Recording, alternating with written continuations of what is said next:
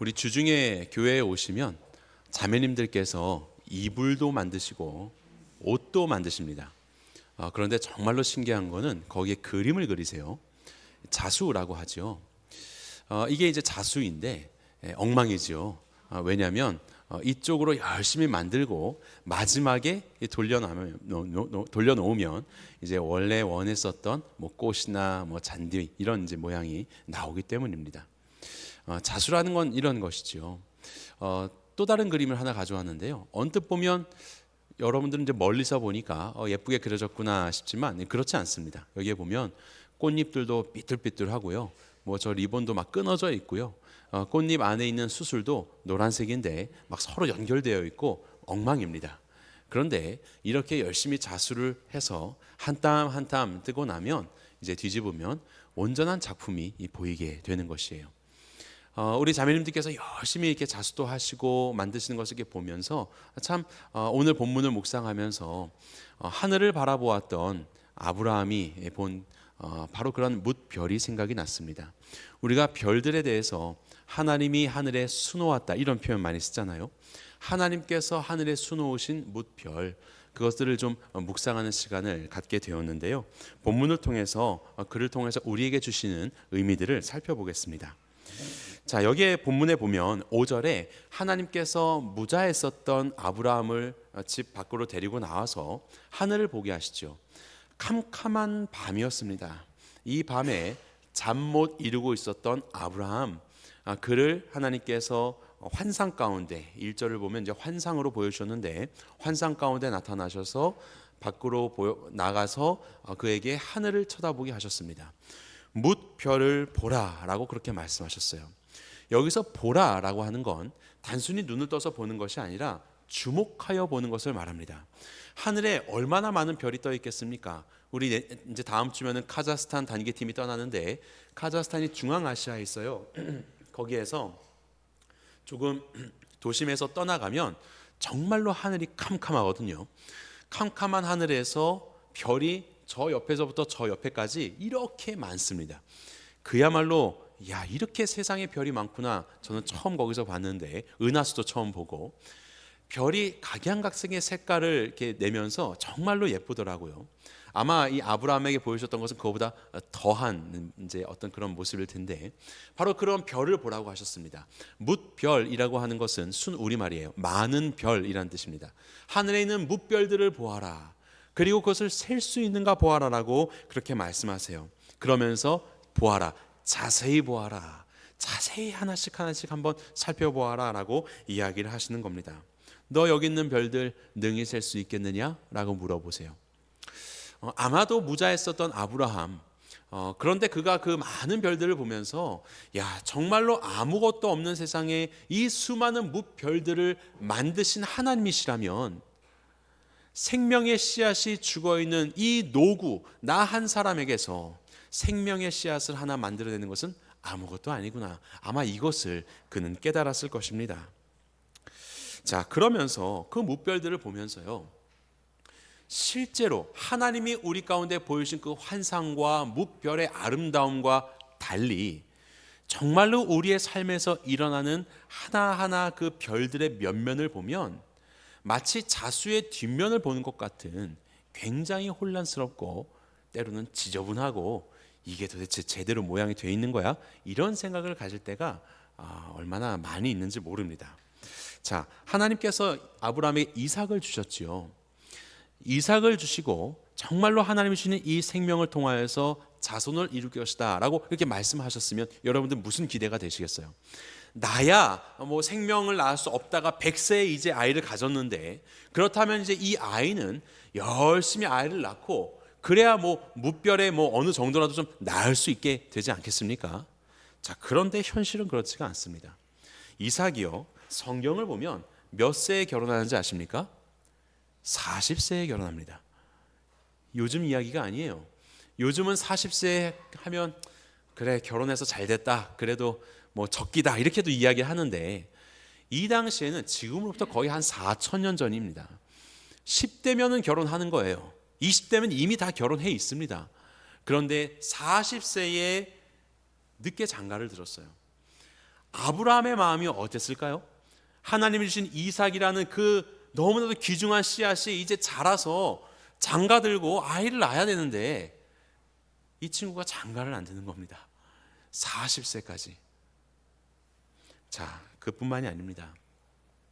40세에 장가를 들었는데 아이가 생기지 않았어요. 그래서 그의 아내 리브가가 임신을 하지 못하였고 간구하였는데 하나님께서 응답을 하셨습니다. 이때가 언제냐면 아이를 낳았을 때 이삭이 60세였더라 되어 있습니다. 20년간이나 불임 상태였습니다. 40세에 늦장가를 들었으며 허니문 베이비부터 시작해서 막 쌍둥이도 낳고 얼른 낳아야지, 그래야지 뭔가 이 무별의 한 귀퉁이라도 차지하고 하나님이 주신 환상을 좀 정말로 이게 이루어지는구나라고 마음이라도 좀 위로를 얻을 텐데 이삭이 너무나도 늦게 장가들고 불임이고 첫 아이를 낳았는데 60에 낳았습니다. 하나님이 내게 보여주신 것과는 너무 다른 상황 아니겠어요? 그리고 여기서 보이는 것처럼 아이가 둘이 태어났거든요. 끝입니다. 둘로 끝났습니다. 요즘에야 둘 낳아도 다자녀다 이렇게 이야기를 하는데 이 당시에 둘은 너무나도 적은 숫자인 거예요. 10명을 낳아도 시원치 않을 하나님, 도대체 언제 무별 완성하시는 거예요? 내게 보여주신 거 언제 하시는 거예요? 아브라함이 100세에 이삭을 낳고 175세에 죽었습니다. 이때는 60세에 이삭이 아이를 낳았으니까 아브라함이 여전히 살아있는 때예요. 하나님께 그 약속 받고 계속해서 이 시절을 지금 눈으로 확인하면서 살아가고 있는 겁니다. 그리고 이 이삭이라는 이 나에게 주신 그 귀한 무별 중에 아주 빛날 그 별 하나도 가만히 보니까 참 부족한 모습이 많아요. 여기에 보면 그랄 평지에서 있었던 이삭이 자기가 죽을 것을 두려워하여서 자기의 아내를 누이라고 속입니다. 이게 많이 보았죠. 옛날에 아브라함이 그랬거든요. 아브라함은 부르심을 받자마자 가뭄이 났다고 땅을 떠나서 애굽으로 내려갔어요. 애굽에서 바로왕 앞에서 내 누이라고 이렇게 이야기를 했지 않습니까? 그리고 나서도 여전히 정신을 차리지 못하고 한참 시간이 흐른 다음에 이삭을 바치기 그 직전에 똑같이 그랄에서 아비멜렉 왕에게 내 누이라고 그렇게 이야기를 했던 것이죠. 그것을 그대로 답습하여서 이삭도 하나님이 애굽으로 가지 말라고 했으니 애굽은 안 갔는데 여전히 그랄에서 아비멜렉에게 자기 아버지가 했던 것처럼 나 죽을까 봐 두려워서 그래서 아내를 누이라고 속이게 됩니다. 아브라함은 그렇다 치고 이제 아름답고 풍성한 하나님의 백성들을 만들어야 할 이 후손은 조금 발전이 있어야 되는 건 아니겠어요? 그의 모습도 그렇고 그가 행하는 모습들도 정말 이것이 실망스럽게 그지없는 하나님이 말씀하신 것들을 확인하기가 참으로 어려운 듯한 그런 모습을 보이고 있습니다. 그리고 또 한 가지요. 이삭의 아들 야곱을 보겠습니다. 이삭이 다자녀 가정 딱 둘밖에 못 낳는데 이 아이들도요. 둘째가 첫째 에서의 발꿈치를 붙잡고 태어났습니다. 족보가 꼬이기 시작하는 겁니다. 그나마 둘 있는 손자가 누가 첫째고 누가 둘째인지 분명한 서열이 있음에도 불구하고 발꿈치를 잡으면서 이것이 무언가 뒤섞여지는 듯한 족보가 꼬이는 일들이 벌어지기 시작하는 거예요. 그리고 이 야곱이라는 이 손자도 그렇죠. 자기가 장자의 축복을 받기 위해서 거짓말을 하지 않습니까? 야곱이 이삭에게 대답합니다. 나는 아버지의 맏아들 에서로소이다. 거짓을 말하고 그리고 축복을 받아내려고 하는 이러한 모습이 아브라함에게 주신 그 무별 중에 하나인 야곱의 모습인 거예요. 도대체 하나님께서 어떠한 민족을 이루어내시려고 왜 이렇게 우리의 현실은 너무나도 어려운 모습으로 보여주고 계시는 것입니까? 그리고 하나님은 뭇별의 환상을 보여주시고 이윽고 이렇게 말씀하세요. 여호와께서 아브라함에게 이르시되 너는 반드시 알아라. 잊지 말라는 거예요. 반드시 알아라. 내 자손이 이방에서 객이 되어 그들을 섬길 것이다. 400년 동안이나 괴롭힘 당할 것이다. 너의 자손이 잘 사는 것도 아니고 이방으로 가서 그곳에서 객으로 유랑하는 생활을 하게 되는 이러한 말씀을 하고 계시는 겁니다.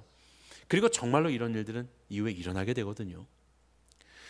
내가 지금 눈앞에서 보고 있는 무별의 환상과는 너무 다른 그런 실망스러운 현실들이 이후에 아브라함의 삶 속에서 거듭해서 확인되고 있는 겁니다. 이삭을 보니까, 야곱을 보니까, 그리고 하나님께서 일찍이 말씀하신 내 후손이 이방에 개게 되어서 400년 동안이나 어려움을 당하게 될 것이라는, 도대체 이런 것들은 무엇인가? 내가 보았던 그 무별의 아름다움과 그 화려한 빛들과 그 풍성함들은 도대체 언제 이 땅에 이루어지게 되는가? 이것이 바로 우리 아브라함의 큰 질문이었을 거예요. 이것은 아브라함뿐만이 아닙니다. 저와 여러분들도 마찬가지예요. 우리가 신앙생활을 시작하고 하나님께 또 매달리고 하나님을 주시는 마음의 감동도 있고, 그래서 그것을 가지고 우리의 나의 어떠함을 위해서 기도하고, 또 사랑하는 배우자의 구원과 또 배우자의 어떠함들에 대해서, 우리 자녀들에 대해서, 우리 형제들과 부모들과 친지들과 또 우리의 직장 생활과 우리의 이웃들의 어떠함에 대해서 우리가 계속해서 주신 말씀을 가지고 기도하는데, 정작 우리의 눈앞에 보여지는 현실은 실망스러운 현실이에요. 도대체 언제 주께서 그 말씀을 이루어 주시는 건가요? 이거 너무나도 늦는 거 아닌가요? 그리고 왜 이 사람들은 왜 여전히 이렇습니까? 조금 더 발전돼야 되는 건 아니겠습니까? 이러한 질문들이 우리의 삶에서 거듭해서 일어나게 되는 거죠. 하나님 언제까지입니까? 하나님 어떻게 일하시려고? 도대체 나에게 하신 그 말씀은 무엇입니까? 때로는요, 내가 주의 음성을 잘못 들었나? 내가 원해서 착각하고 있는 것 아닌가? 이런 생각이 들 정도로 우리가 받은 말씀들과 우리에게 보여주신 비전과 우리의 현실은 너무나도 다를 때가 많이 있습니다. 무별을 자세히 보라고 하셨는데, 보라가 자세하다는 뜻이잖아요. 무별이라고 하는 그 면면을 가만히 살펴보니까 참 형편없는 그런 모습들로 아브라함 앞에 서 있는 것이에요. 자, 그런데 하나님께서는 이렇게 말씀합니다. 5절이요. 내 자손이 이와 같으리라. 네 자손이 네가 보고 있는 바로 그 무별과 같을 것이야. 사실 이후에 아브라함의 눈에는 그렇게 안 보이는데 하나님은 말씀하시는 거예요. 네가 본 그대로 될 거야. 내가 본 그대로 될 거야. 자, 본문의 4절을 보면요, 아브라함 안에서, 아브라함에게는 이제 생명이 없었지 않습니까? 그럴 때 4절에 보면 엘리에셀이 내 상속자가 아니라 내 몸에서 날 자가 내 상속자가 되리라, 이렇게 약속하셨습니다. 여기서 내 몸에서 나다, 이거 나다라는 뜻이 야차라는 말을 쓰는데 이끌어내다 이런 뜻입니다. 이끌어내다. 내 몸에서 날 자가 너의 자녀가 될 것이다. 이 이삭을 말하는 것이죠. 자, 그러면서 하나님이 5절에 보면 그를, 아브라함을 이끌고 밖으로 나가, 이렇게 말씀하십니다. 여기에 나오는 이끌어 나가다 무슨 말일까요? 야차라는 말이에요. 똑같은 말이에요. 하나님께서는 말씀하고 계시는 거예요. 야, 내 몸에서 나올 자가 너의 후손이 될 거야. 맞아, 그렇게 할 거야. 그러면서 하나님은 그 집 안에 있었던 아브라함을 데리고 나가세요. 이끌고 나가셔서 하늘의 무별을 보라라고 환상을 보여주시는 것입니다. 바로 이 모든 일들을 행하시는 주체가 누구입니까? 하나님이세요. 하나님이 이끌겠다라고 말씀하시는 거예요. 그리고 이끌겠다라고 하시며 하나님은 그에게 모습으로서 보여주시는 것이죠. 그를 데리고 나가시는 것으로, 그를 주장하시는 것으로 그의 몸 가운데서 생명의 씨앗을 이끌어내실 것을 보여주고 계시는 겁니다. 우리는 이것을 문학적인 표현으로 복선이라고 하는 겁니다. 복선. 미리 보여주시는 거예요. 아, 이걸 보니 정말로 그렇구나. 물론 아브라함은 이 복선을 깨닫지 못했을 겁니다. 자기를 데리고 나간 거랑 자기 몸 안에서 정말로 생명의 씨가 나오는 거랑 이것을 주관하시는 분이 하나님이시다, 내가 그렇게 할 것이다 라고 그런 복선을 집을 나가면서도 모를 겁니다. 지금 창세기 12장에서도 자녀를 약속하시고 13장에서도 약속하시고 거듭해서 15장에서 또 말씀하시는 그 하나님께서 말씀으로도 말씀하실 뿐만이 아니라 삶의 환경들과 관계들과 상황 속에서도 지금 그것을 보여주고 계시는데 이 복선을 아브라함은 모를 겁니다. 그런데 누구는 알아요? 우리는 알아요. 아, 하나님께서 이끌으셨네? 그것처럼 그의 몸 안에서, 죽어있는 것 같은 그의 몸 안에서도 생명의 씨앗을 이끄실 것이네. 그것처럼 우리가 죽는 자리 가운데 있더라도 하나님은 부활의 생명으로 우리를 인도하실 것이네. 우리는 이런 것들을 우리는 알죠. 하나님의 복선을 볼 수 있는 눈을 하나님 우리 가운데 허락하신 것입니다. 그렇게 하나님께서는 이 아브라함에게 생명을 이끌어 가실 것이다. 내가 너를 이끈 것처럼 너의 안에서 생명의 씨를 이끌어낼 것이다 라고 약속하시는 것입니다. 자, 그러면서 7절에 보면 나는 너를 이끌어낸 여호와니라. 그 갈대아 땅에 있었던 아브라함을 누가 이끌었다고요? 하나님이 이끌어낸. 야차, 똑같은 말을 쓰고 있습니다. 내가 너를 이끌었지. 자, 그리고 집안에서도 내가 너를 이끌어서 지금 환상을 보여주고 있지. 그렇게 너의 몸 안에서 내가 이끌어서 생명을 낳게 할 거야. 내가 할 거야. 이것을 말씀하고 계시는 겁니다. 그래서 우리는 나는 너를 이끌어낸 무엇이라? 여호와이니라. 이 하나님을 발견하게 되는 거예요. 이 여호와를 이렇게 쓰거든요. 여러분 혹시 볼펜 있으신 분은 설교 노트에 한번 써보시기 바랍니다. 이게 여호와라는 말인데 이쪽부터 씁니다. 히브리어는 이쪽부터 거꾸로 써내려가는 거예요. 이 네 개의 자음으로 되어 있습니다. 이것은 모세에게도 알려주신 하나님의 이름이에요. 스스로 있는 자라는 뜻입니다. 스스로 있는 자. 어떠한 상황과 환경에 영향을 받는 자가 아니라 하나님은 계획하시면 그것을 이루시는 분이세요. 어떠한 장벽이 있어도 그것을 넘어서는 분이세요. 바로 그러한 하나님, 당신의 이름을 계시하신 것이죠. 하나님의 성호, 하나님의 위엄 있고 영광스러운 이름입니다. 네 가지 자음으로 되어 있는데 여러분이 그냥 상식으로 알아두시면 되겠습니다. 이것을 뭐라고 발음하는지 모릅니다.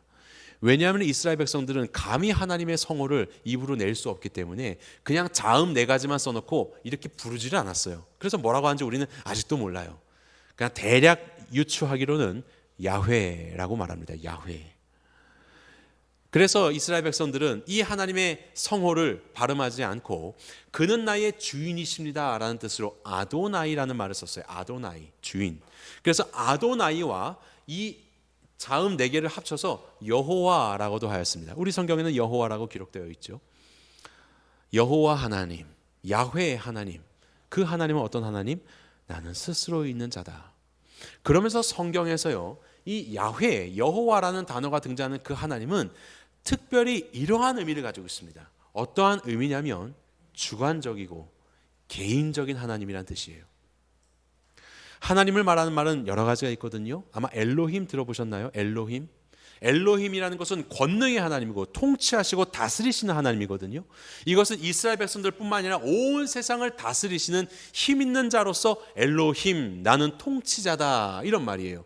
그런데 야훼, 여호와라는 것은 그 중에서 특별히 택하신 이스라엘 백성들과 함께 하시며 그들에게 약속을 주시고 그들을 신실하게 이끌어 가시는 그러한 주관적이고 개인적이며 일하시면서 우리를 살피시는 바로 그러한 나의 하나님, 우리의 하나님, 바로 그러한 신실한 하나님을 말할 때 야훼, 여호와 하나님이라는 성호가 등장합니다.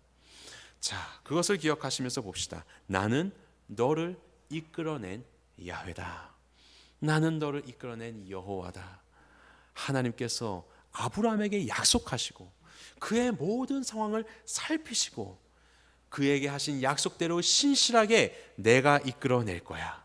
내가 너에게 할 거야. 내가 너에게 준 약속을 이루어낼 거야 라고 그렇게 친밀하게 말씀하시는 하나님이시라는 것을 이야기를 하고 있는 것이에요. 이후에 보게 되면 참 이삭을 봐도 변변치 못한 것 같고 야곱과 그 형을 봐도 참 변변치 못한 것 같고 이후에 뭐 이방의 계획이 된다고 하는데 도대체 이거 어떻게 되는 겁니까? 라고 우리는 생각할 수밖에 없지만 하나님은 말씀하시는 거예요. 내가 너와의 약속을 기억하는 여호와, 내가 이것을 신실하게 이끌어갈 것이야. 너는 나를 믿어라. 너는 나를 신뢰해라 라고 그렇게 말씀하고 계시는 거예요. 둘째가 첫째가 되고 막 복잡하잖아요. 우리 한 형제님이 저한테 이런 물음하셨거든요. 목사님, 성경을 보니까 이 장자권이 제대로 간 적이 없는 것 같습니다. 뭐가 자꾸 꼬이고 이거 도대체 왜 이런 거예요? 저도 몰라요. 저도 모르는데 이게 하나님의 방법인 것 같아요. 심지어는 메시아 되신 예수님도 예루살렘 강남에서 태어나지 않고 저기 구석에서 태어나셔서 나사렛 촌구석에서 자라시고 흠모할 만한 것 하나 없는 모습으로 자라시지 않으셨습니까? 사람들이 생각하는 메시아의 모습으로 세상에 강림하시고 일하시지 않고 구유에 태어나시고 결국 십자가에 달려 돌아가시는 이런 어처구니 없는 일들을 이뤄내시죠. 하지만 그것이 하나님의 지혜였죠. 바로 이런 것처럼요. 뭐 둘째나 뭐 또 이삭이나 뭐 아브라함이나 다 이런 연약한 모습이 우리 눈앞에 실망스러운 모습으로 비춰지지만 하나님께서는 이 상황을 통해서 말씀하고 계시는 것이죠. 내가 이 모든 것들을 이끌어가는 것이야. 너희의 생각과는 달라 라고 말씀하시는 겁니다. 바로 이것을 믿는 것이 우리의 믿음이요 아브라함의 믿음인 것입니다. 자, 여기에 보시면요, 시편은 이렇게 말씀합니다. 그가 별들의 수요를 세시고 그것들을 다 이름대로 부르시는도다. 하나님이 수놓으신 무별들을 셀 수 있는가 보라라고 했는데 못 셌거든요. 셀 수가 없죠, 그 많은 것들을. 그런데 하나님은 능히 세시는 겁니다. 하나님이 보여주신 그 무별들은 아브라함의 자손들이에요. 혈육의 자손뿐만이 아니라 믿음의 자손들이죠. 바로 저와 여러분들입니다. 아마 4,000년 전 그 어두운 하늘 가운데 정말로 셀 수 없는 많은 별들을 보여주신 바로 그 무별 중에 하나가 이삭이고 하나가 야곱이고 하나가 저와 여러분들일 것이에요. 바로 그곳에 빛나고 있는 아브라함의 믿음의 자손들, 바로 우리가 그날 밤 그 하늘에서 빛나고 있는 하나의 별이었어요. 그리고 하나님은 그 별들을 세시고 그 별들의 이름을 아시고 부르신다. 저와 여러분의 삶 속에서 여전히 실망스러운 모습들과 여전히 변하지 않는 것 같은 그런 답답함과 아픔들과 고통이 우리의 삶에 있어도 하나님, 여호와 하나님은 저와 여러분들을 버리지 않으시고 나의 하나님이 되셔서 우리의 이름을 아실 뿐만 아니라 우리의 길을 인도하실 것입니다. 우리를 이끌어 가실 것입니다. 하나님은 우리를 세시고 우리의 이름을 부르시는 분이세요. 바로 그 여호와 하나님을 잊지 마시기 바랍니다. 자, 그렇다면 이제 우리는 어떻게 해야 되는가? 그 하나님을 믿어야죠. 아브라함이 하나님을 믿음에 그를 의로 여겼다라고 말씀하신 것처럼 바로 그런 무에서조차 유를 창조하시는 놀라운 하나님의 부활 생명의 하나님을 믿는 것, 그것이 우리의 신앙의 고백이 되어야 하는 겁니다. 자, 본문의 6절을 보면 아브라함이 하나님을 믿었다라고 했는데 믿다라는 말이 아만이라는 말이고요. 아만, 우리가 잘 아는 아멘이 여기서 나왔어요. 아멘, 믿다, 그것을 신뢰합니다. 그것을 굳건하게 합니다. 이것이 믿다, 아만이라는 뜻이에요. 여기서 아멘이 나온 거예요. 바로 그렇게 아브라함은 눈에 보이는 상황들을 믿는 것이 아니라 하나님을 믿은 것입니다. 인격적이며 그의 삶 가운데 함께 하시는 여호와 하나님을 믿었기 때문에 그의 삶에 아무리 실망스러운 모습이 눈앞에 펼쳐져도 그는 흔들리지 않고 굳건히 아만 믿을 수 있었던 거예요. 자, 이것은 이후에 있는 믿음의 자손들도 마찬가지입니다. 이삭을 한번 볼까요? 이삭도 정말로 그 늦게 장가들고 아이도 안 생기다가 60에 아이 낳고 둘 낳고 지지고 볶고 하면서 그렇게 살았는데 하나님이 이삭에게 약속하세요. 아브라함에게 하셨던 것처럼 내가 너에게 큰 민족을 이루게 할 거야. 너의 자손이 번성할 거야. 너는 지금 다자녀 둘밖에 없지만 너의 자손은 내 약속대로 번성할 거야. 자, 그럴 때 이삭이 무엇합니까? 제단을 쌓습니다. 하나님을 예배하는 거예요. 하나님의 이름을 부르는 거예요. 하나님을 신뢰하는 거예요. 자기 눈에는 결코 그렇지 않지만 약속하신 하나님을 믿는 것입니다. 자, 야곱의 경우도 한번 볼까요? 야곱이 뱃속에 있을 때 형과 열심히 싸우고 있었죠. 바로 그럴 때의 야곱의 어머니의 훌륭함은 여기에 드러납니다. 이 둘이 싸우니까 내가 어찌할꼬 하면서 이 리브가가 어떻게 합니까? 하나님께 나아갑니다. 그리고 하나님께 기도를 해요. 여호와께 묻자온대. 그러자 하나님이 놀라운 비밀을 말씀하세요. 야, 둘째가 첫째 될 거야. 하나님의 참 신비로운 뜻을 말씀하시죠. 아마도 이 리브가는 이 말씀을 잊지 않았던 것 같습니다. 그리고 축복할 때가 이르게 되었을 때 비록 좀 잘못된 방법이고 결국 그 잘못된 방법 때문에 고생을 이제 하게 하지만 어쨌든 하나님의 뜻을 향한 이 바램과 이 약속을 잊지 않고 그는 야곱이 장자의 축복을 받게 하지요. 그의 형은 어떻습니까? 에서는 그렇지 않았습니다. 그는 먹는 것에 자신의 장자의 축복권을 넘겼던 사람이에요. 그는 하나님의 어떤 약속이라든지 지금 이 아브라함으로부터 오던 이 약속을 그 축복을 다 알 텐데 어떤 그것에 대한 자신의 장자의 권리나 영광에 대해서 관심이 없는 자였습니다. 하나님이 주인 되어서 그의 삶을 이끌어가는 것이 아니라 자기가 주인 되어서 살았던 자가 바로 에서였어요. 그는 결혼도 헷족속 여인과 했거든요. 가나안 땅에서 가장 큰 족속이었던 헷족속. 보기에 좋았겠죠. 그러니까 마음에 드는 대로 결혼을 하고 그렇게 살았던 거예요. 에서에 대해서 히브리서는 이와 같이 평가합니다. 그는 축복을 받으려고 눈물을 흘리며 구하되, 그랬었잖아요. 아버지 이삭이여, 나를 다시 축복해 주세요. 저 가짜입니다. 나를 축복해 주세요. 울었습니다. 하지만 이미 다 끝이 나버렸죠. 회개할 기회를 얻지 못하였느니라. 이것은 뭐 거짓을 행하고 이런 문제가 아니에요. 회개의 문제였다는 겁니다. 하나님이 주신 말씀과 약속에 대해서 그것은 아랑곳 없이 자기가 주인 되어서 자기 스스로 주인 되어 살아갔었던 에서, 바로 그러한 자세에서 회개하고 하나님의 이끄심을 신뢰하며 나왔어야 되는데, 그렇게 하고 나와서 눈물로 후회가 아니라 회개하였다면 하나님은 그에게 기회를 주셨을 겁니다. 그런데 그는 왜 울었지요?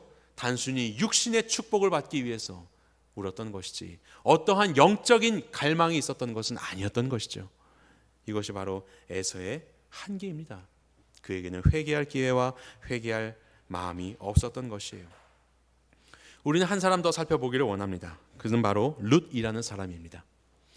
룻은요, 하나님께서 아브라함에게 너의 자손들이 이방의 객이 될 것이다, 이런 참 불편하고도 참 안타까운 그런 말씀을 하셨는데, 룻은 이방 여인입니다.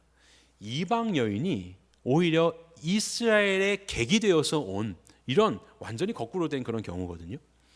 당시에 이스라엘에게 있어서 이방인은 아주 경멸스러운 지옥의 불쏘시개와도 같이 여겼던 그런 존재였죠. 바로 그러한 존재였던 룻이라는 사람이 그렇게 하나님 앞으로 나오게 되는 놀라운 이야기를 우리는 알고 있죠. 그의 어머니 나오미가 이스라엘 땅에, 가나안 땅에 기근이 찾아들자 모압 땅으로 피신을 하는데 그의 남편과 두 아들을 데리고 피신을 합니다.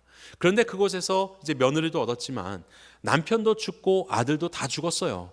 아무런 소망이 없게 되자 나오미는 털레털레 실패자의 모습으로 이스라엘로 돌아옵니다. 그때에 두 며느리가 함께 가려고 하거든요.